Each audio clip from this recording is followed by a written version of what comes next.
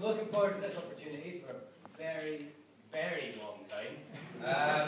So I've got a chance today to take a few minutes of your time to try and get him back for the past 21 years, alright? But before I begin, I've got a couple of things that I just need to say on behalf of the hotel. So after the speeches, the ballroom's going to be prepared for some proper good dancing and the continuation of the celebration this evening. During that time, the drinks will be available from 2 hotel bars, and that's the ballroom bar and the ballroom lobby bar. We ask you to please come back for about 7:45, ready for the first dance.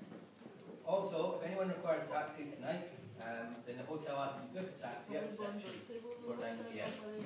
And finally, and most importantly, before I start, the hotel have asked me that on health and safety grounds, none of you get on the table and chairs for my standing ovation.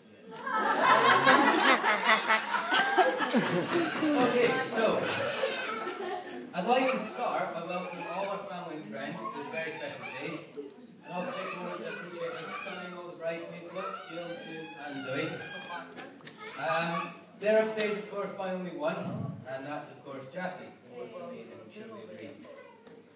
In fact, I'm sure you'll all join me in congratulating my dad for punching way above his weight.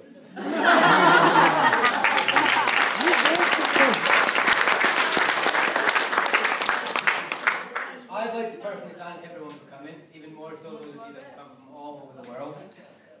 Mind you, I'd come this far too for a free dinner.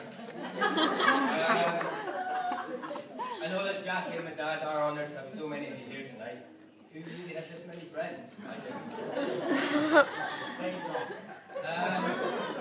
Last time my side of my family were together was at my auntie's wedding, and my great-grand was still with us. Dad and Jackie, I'm sure she's looking down on today's events and is absolutely thrilled for both of you. I'd like to take a couple of moments to read a couple of the cards that we've received today. There was so many, and it would literally take hours to go through them all, so I've just got a couple here. This is quite nice. It says, the bride is 1 in a million, the groom was 1 in a raffle. It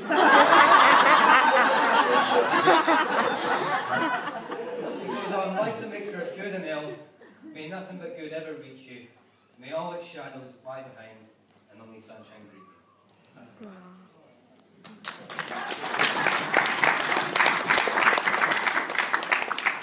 An apology as well, saying, sorry we can't join you tonight. Unfortunately, the continued poor health of Dawn and Craig makes it difficult at times. Welcome, best wishes for a lifetime of happiness. Look forward to seeing pictures. Love you.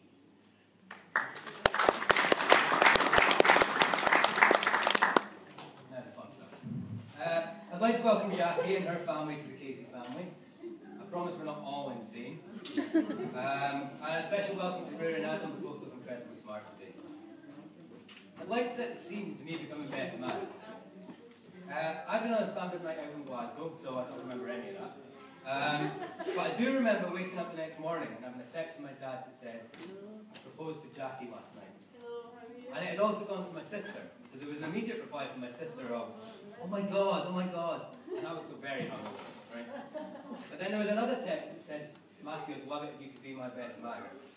And that got an instant reply from my sister of, I think I might cry. I then thought, I should probably wake up right about now and say something to my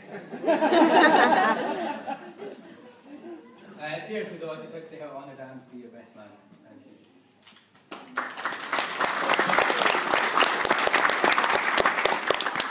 Fast forward to 3 weeks ago when I realised the most important part of being the best man is writing the speech. This speech. The one that I've been trying to come up with for months. So my sister and I banged our heads together along with a few reliable sources and came up with a few ideas for today. Most best man speeches have a few drunken tales, a few embarrassing stories, some compliments to the bride and the groom, and hopefully a few laughs. Some of those are harder than others for the son and the groom, but I shall certainly try my best.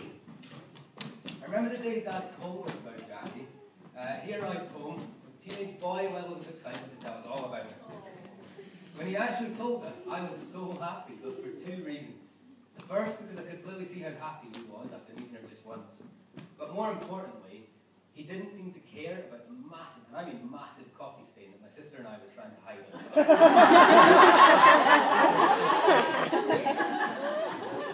From the moment I met Jackie, I knew she was perfect for my dad. How did I know that? Well, put simply, she laughed at his jokes. And what was even better actually meant that. Finally, my sister and I could stop pretending. Seriously, I'm sure you will all agree when I say that Jackie and Peter complement each other perfectly. I've had the pleasure of seeing them grow into the couple they are today, and they really do fit hand in glove. What usually follows is a story about how I met the group.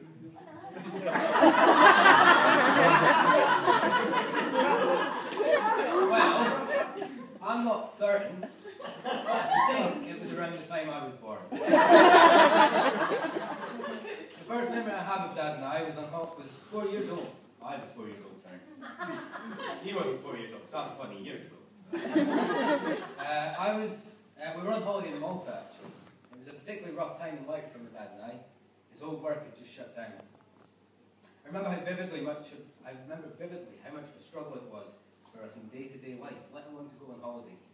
But that made it so much more special. The fact that my dad was determined to get him and I away on a holiday, just the two of us, and that we did, was amazing. That level of selflessness that I believe can only be found in my dad showed me exactly what it meant to be a good person, and it's a lesson I'll take throughout my life. It makes me incredibly proud to still see this quality today in the form of his relationship with Jackie. Really, when I think about it, it's remarkable I'm even here today to give this speech. As most of you in this room might already know, I'm the dictionary definition of a hypochondriac. I mean, literally, I think I'm dying. I think I've got a headache right now. On my weekly visit to the doctors, my doctor asks me where I get this level of worrying from. I honestly wish I could tell him. This man to my left is a living miracle, ladies and gentlemen. He's the only person ever to have had 2 heart attacks, a collapsed lung, and a broken ankle, and not noticed any of them. In fact, he still refuses to go to the doctors today. This is one of the many, many reasons why Jackie is perfect for my dad. I can rest easy at night now knowing that if anything goes wrong, Jackie will always put my dad's needs before her own and never leave his side. You never know, Jackie. One day he might even let you dye his hair.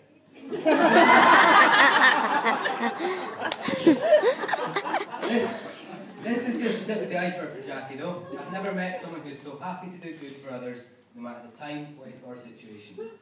My dad's the luckiest man in the world to have someone so caring and compassionate to spend the rest of his life with. Enough soppiness, shall we have some fun? Yeah? How about some interesting factoids about my daddy? This moderately handsome man sat here didn't always used to look like this. I don't know if everyone knows, but my dad used to be in a band. Not only was he in a band, but he had a Mohican. A red one at that. A red Mohican. My dad really was quite a fashion leader, which I'm sure everyone sat here right now thinking, yeah, I can believe that.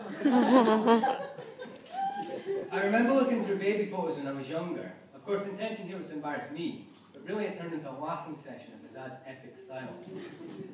This man has been known to grace the world with styles that include white pearls, head-to-toe white get-ups, gothic black boots, and a lot more. Well, I wish I had slides, but I think I'd get shot. Oh, and Jackie, I'm sure it doesn't come close to your dress today, but did you know your husband was known to wear a dress in the first few months of his life? If anything in this speech is heartfelt and sincere, it's the following. Jackie, I cannot thank you enough for transforming my dad's style. And now, as most wives do, dressing him appropriately every day. I'd like to step back for a second and personally thank my dad and Jackie for organising such a wonderful day. I'm sure you all agree it's been cracking so far, right? Yeah.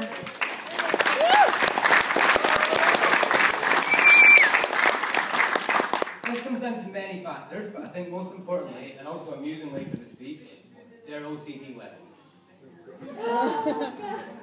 I'm not sure how many of you are aware of the levels of OCD I'm talking about, but it's my job to tell you. Alright?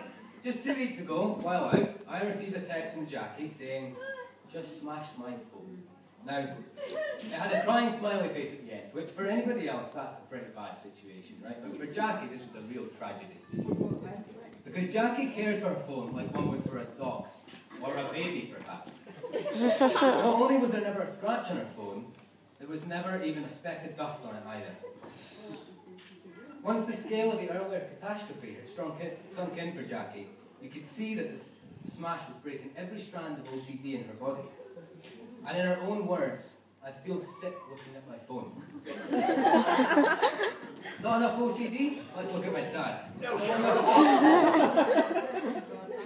My dad was born with OCD. In fact, I'm pretty sure his first words were, "That's not in order." Since he was young, he was known for keeping things organised and perfect in every way. He told, from a reliable source, that when he was a child, his drawer at home was a sight to see and featured a row of neatly rolled ties and perfectly paired socks. As I was growing up, whenever my dad and I would try and make a decision, he would encourage me to create a computer spreadsheet of pros and cons. He would always say, "Write it all down on a spreadsheet and then we can decide." This piece of advice, as you've all seen, is still given today. So at least his OCD is consistent. Oh, and Dad, I started this speech on the spreadsheet just for you.